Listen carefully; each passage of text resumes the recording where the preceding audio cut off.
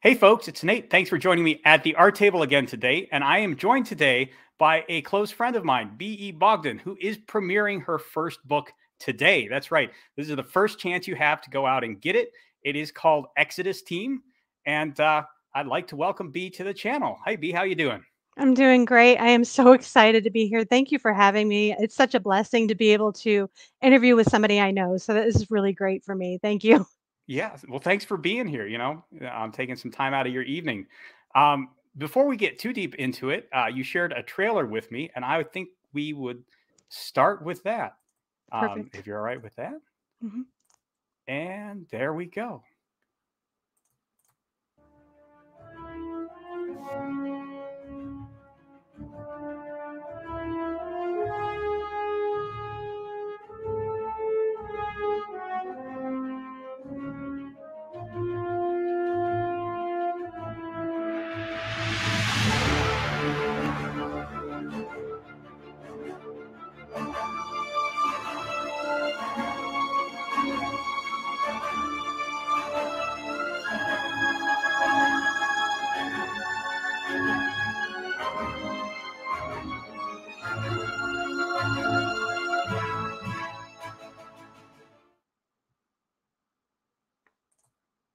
All right. That looks very interesting. You want to tell us a little bit about Exodus Team and what the story's about, where you got your Yes. inspiration?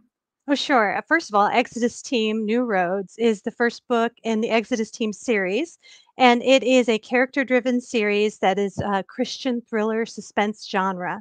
And the story focuses around these three Christians from a small town called Normal, Illinois, who are unexpectedly invited to travel to Louisiana to cast demons out of a haunted hotel. They've been Christians all their lives, and they believe in the power of God, but they've never really encountered anything like this before. So that's the basis of the story.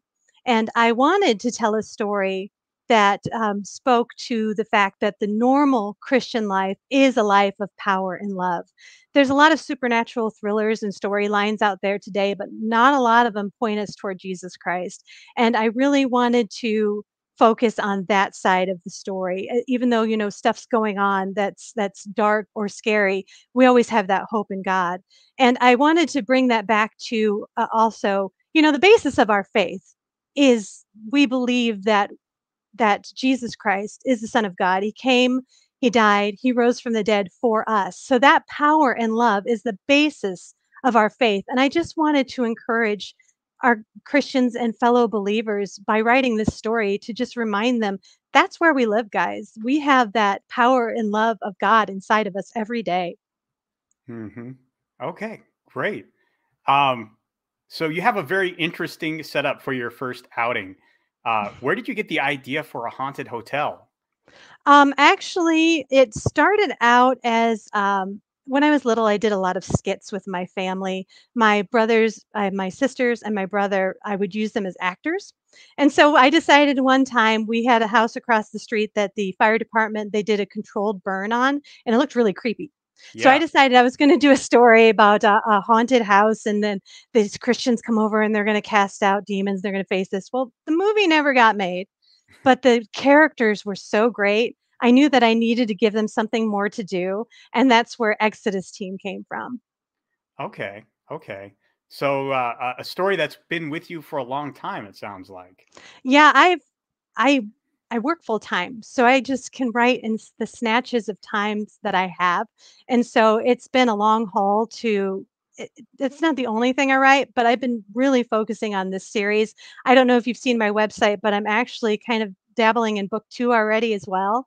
So I'm really all in on this series. But yeah, it's been something that's been a long time in the making, so I'm very excited to see it in print. Cool. Cool. Yeah. Most of my viewers are, at least those that leave comments, I think are also at least part-time writers, so they can empathize with that, Yeah. juggling your job and all your other commitments and trying to find that time to write. It can be a real challenge. Um, Yeah. so what do you think? I guess it's interesting because actually the last person I interviewed on my channel also writes a series about exorcists, but These are like the Vatican's elite exorcist corps that he Okay. writes about. And I think it's interesting you chose normal people. Was that always the premise, or like when you were a kid, were Very you much like, we're going to so. be okay? So it's Very much always so, because again, going back to the normal Christian life, to me, that is, the God is living inside of us. That already puts us on a different level as a Christian. That's strange and it's new and it's different. And so to go from that basis, that you can only go up. And so the storyline I specifically picked normal people. I have a female mechanic, a Pilates instructor, and a seminary student, and those are my three main characters of the book. okay. Okay. Yeah, Well, just everyday Christians.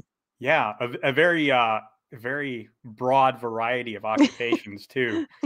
Um, well, never. I'm not going to say that. I, I'm wondering now. Did you pick them deliberately, or did they just sort of organically come up with occupations? Like, were you looking for that broad Mm.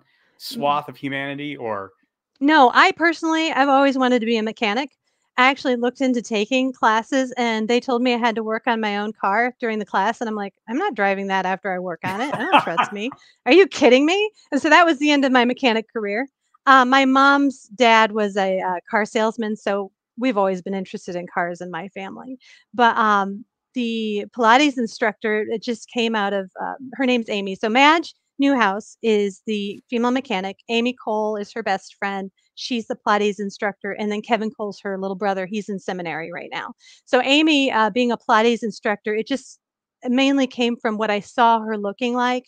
She was lithe and thin and tall and very much. She's a cheerleader, literally and figuratively. She just kind of graduated into doing um, the Pilates instead. And then Kevin's dad, or Kevin and Amy's dad, is a professor of theology. So he's kind of following in his father's footsteps, which is kind of cool. okay? Yeah, I like that. That's a very natural um, way for them to arrive at where they are. That's cool. Yeah, it was really fun. So you said this is the beginning of a series. Are they all going to be this kind of investigation exorcism kind of story? Or are they going to be It doing? has really turned into a type of an investigation, which was not what I set it out for it to be, which is very interesting.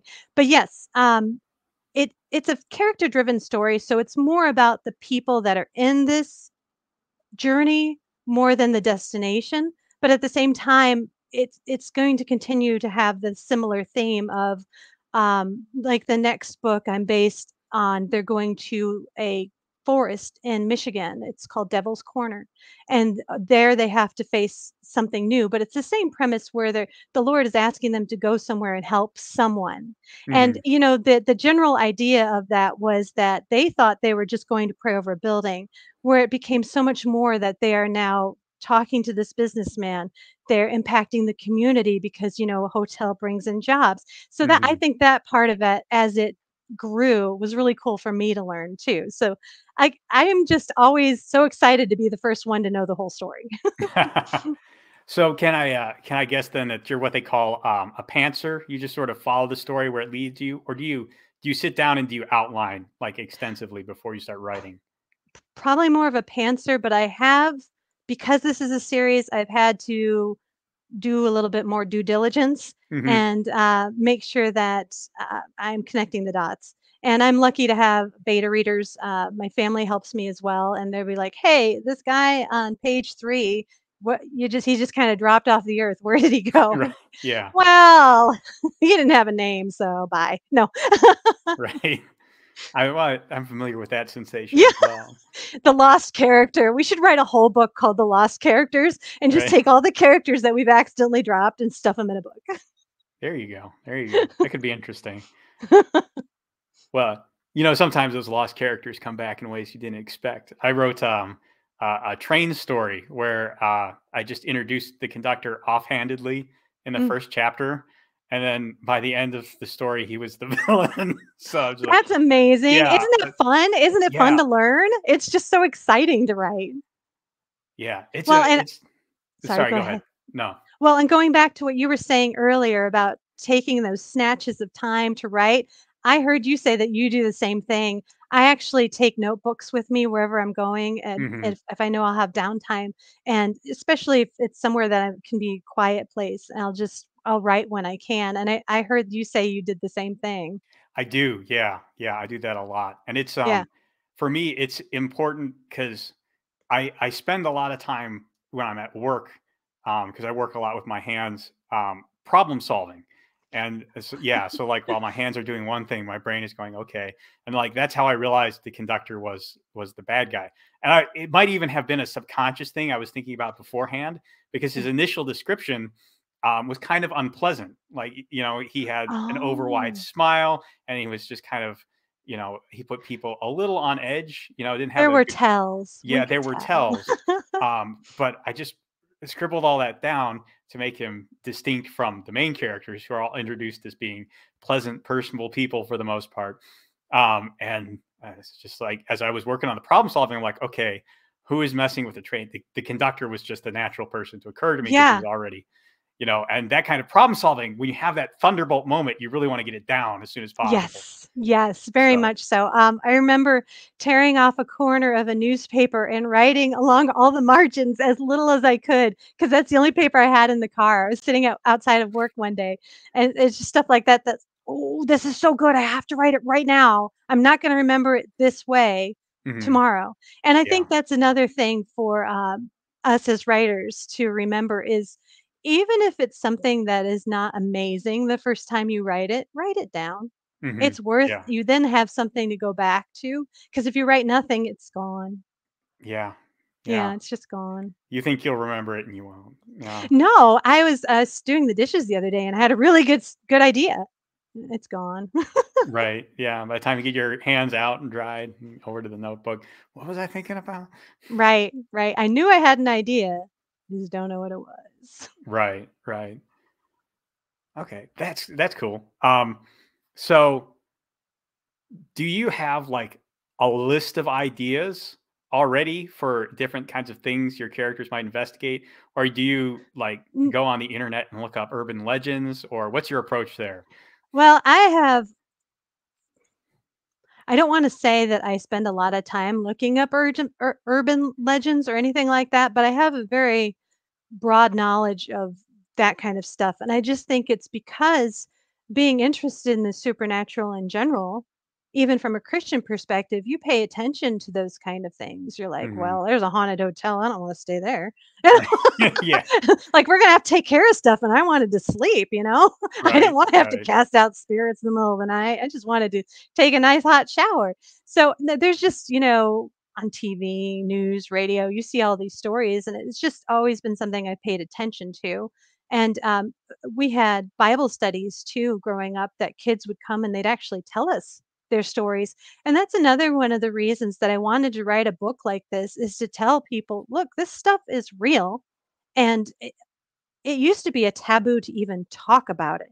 And Hmm. when we had Bible studies, the kids would be like, "Yeah, so I was at my house," and they're like whispering, and your heart's breaking because God can take care of this in your life. And you're sitting there and you're like, "Okay, this doesn't have to be taboo. Let's talk about this. Let's talk about how in the Bible Jesus cast the demon out of the crazy guy that was throwing himself into the fire. Let's Hmm. talk about this. Let's learn about it together and see what you can do in your life for this situation." And so we swung the pendulum so far from, oh, I can't even talk about this, to now like it's very rampant in movies, TVs, commercials, and in cartoons now too, which surprises me for little kids. And Yeah. there has to be a point where you as a Christian find the middle road and go, guys, it's okay to talk about this. Let's not idolize it. Let's deal with it like Jesus did. And so there's Hmm. that middle road. So that's why I know about this stuff. That's why I've looked into it. It's not because I'm overly interested in it or because I'm scared of it. It's just that knowledge that, okay, God takes care of this kind of stuff. Let's be aware of it in our lives. And so from that perspective, that's where my story comes from too. Um, they're just going along in their normal lives. That's why I say it's character driven. We're just watching their lives. And God will ask them to go travel to Louisiana and they'll be like, okay. But after they say okay, we have to figure out what does okay entail. And so that's what the story's about next. And the same goes for the next book. So you kind of asked me, do I tailor the book around the event? I don't. I tailor the event into the book. Okay. Interesting. Interesting. Yeah, you can definitely go both ways, but Yeah. um, if you really do want the focus to be on the characters, and that's really interesting to me because I'm a heavily plot driven writer. I think about the events first, and I'm like, these things are going to happen, and then I take these existing characters and I drop them in, and I see how they rattle around. And it sounds like you do it the completely opposite way. You take, That's fun. yeah. Yeah, yeah. So, how many rough drafts do you have? Like a million? Do you? Because I would have so many story arcs, I'd get lost of where I wanted to come back to. I do actually. This is one of the reasons why I do a lot of outlining. Okay. I find it. I mean, it's like writing a rough draft that's only 3 or 4 pages long, Okay. and then like you look at it and you're like, okay, I want my characters would want to do this, but I really want to keep this thing contained. So then Yes. you change the scenario to curtail that option or do something like that. Um, yeah, I have a weird Western series where like the idea is, um, I jokingly refer to the premise as "have spell will travel." It's about a, basically a magical equivalent of a gunfighter in an old west where Okay. magic is real and everyone knows about it.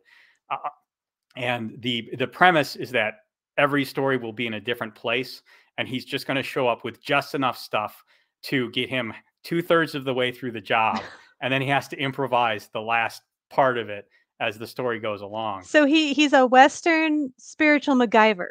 Kind of, yeah, yeah. And so I distinctly remember the first story I wrote, when I drafted it, he had too much to work with, and so I had to go back and kind of like pare Oh. out stuff. I'm Oh like, my gosh. he can't have as many friends with him. He can't have as much knowledge of the situation. He's going to have to spend more time with the locals, figuring out what's going on, in order to work out a solution. That kind of thing. So, uh, yeah, that kind of writing is interesting, but also like saying the characters need to get to place X, and so we're gonna you take the situation and you tailor it so they can arrive where they need to. Mhm. That's a very interesting approach to building your story as well. Well, to me, I guess that's how I feel my life is, and I think that's why I you can't they say write what you know, is I'm just going along in life, and then suddenly an opportunity will present itself, and I'm like, wow. And with publishing, even publishing my book, I've like I told you, I've written for years. I've written several of these books. I've written for years, and in this series, and I went to a writers conference in 2019, and I just was very encouraged. I just felt the nudge in my heart that pushed me over the edge. My one of my favorite authors, Bill Myers, was speaking, and he said he was telling about his publishing journey and how he would take risks. And his reason for taking risks at the end of his story was, well, I did this and I did that, but I was never bored. Hmm. And that hit me. I'm like, "That's cool. You're right. What are you risking except a no?" Especially when you're submitting your work to someone. Yeah, you can get rejections. Yeah, maybe a nasty letter, but you just go back and you keep working or you move on. And so to get a yes, it was really exciting. Yeah, yeah. Yeah.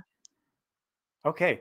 How do you so since you build your stories to get your characters to certain places, and one thing that I find very interesting, when reading faith-based works is the issue of faith itself. Because Okay. when your characters are very strong in their faith, they may not always be intelligible to people who have no faith background. So, like if just your average person off the street picks up your book and reads it, they may not understand all the foundations for this. And Yeah.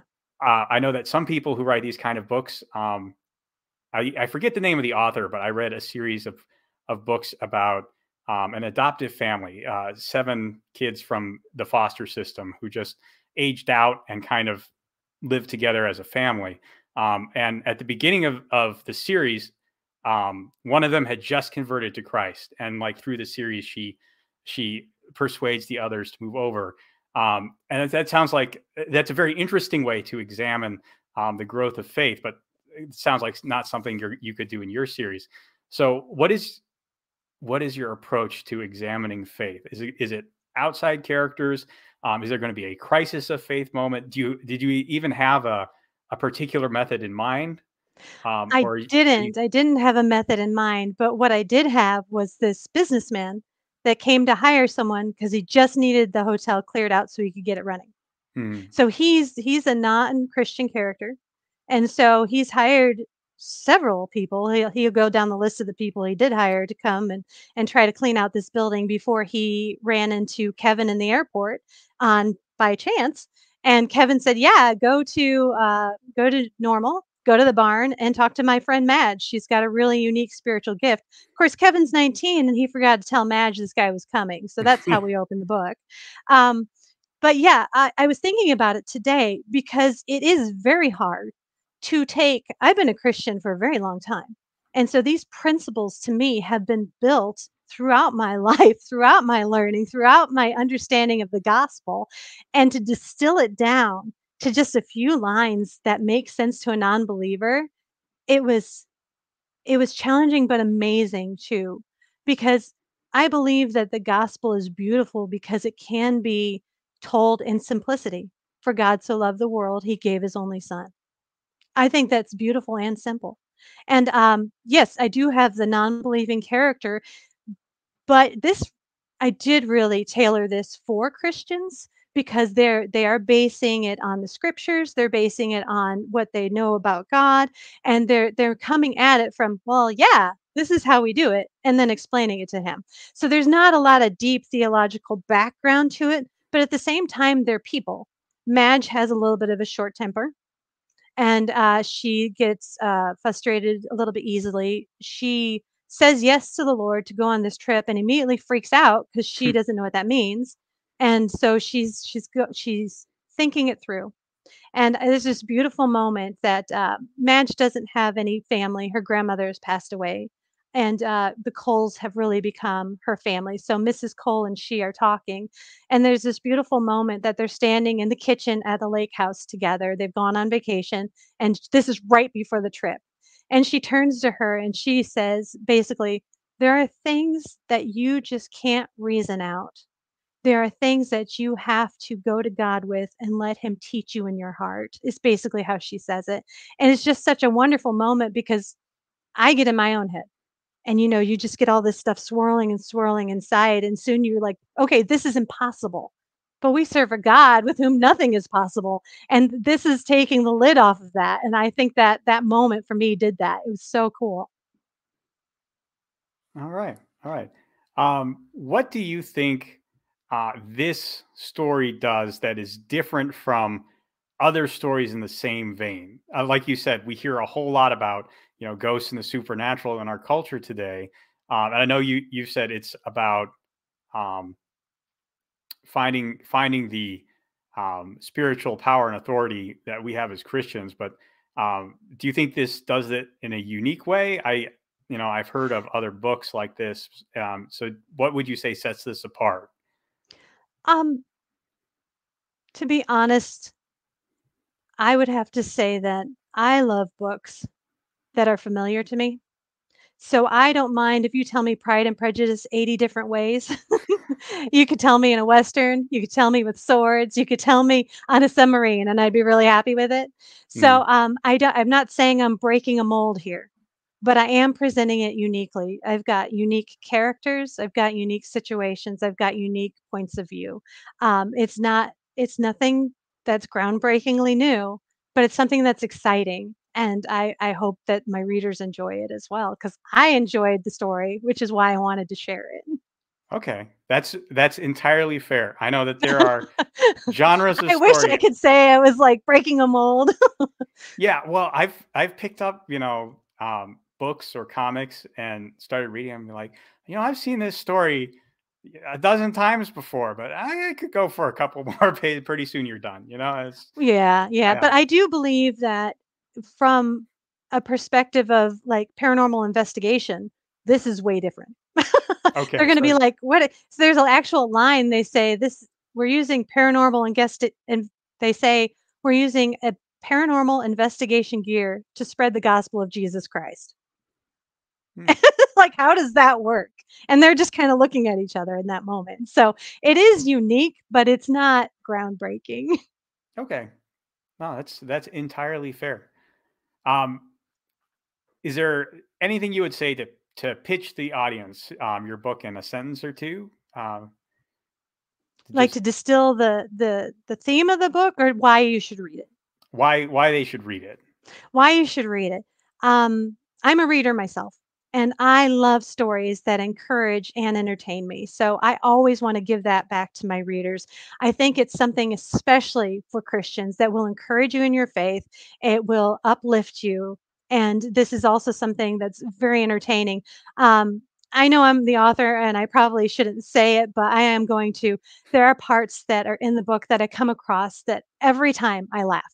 It's just I just love it. I kind of forget it's there. You know, you've edited a million times, Mm. but you get to this one scene and you're like, "Oh yeah, that's pretty good. I like that. That's entertaining. It's fun." So I want people to walk away feeling encouraged and entertained. Awesome. All right, B, thank you for joining me tonight. It's been really great chatting with you. And Oh, people, it's I fun. will include a link down below where you can find her book if you are interested in it. Well, And thank you so much for having me. It was really fun. yeah, thank you for coming. And hopefully, people will let you know what they think down in the comments. Thank you. All right. See y'all later.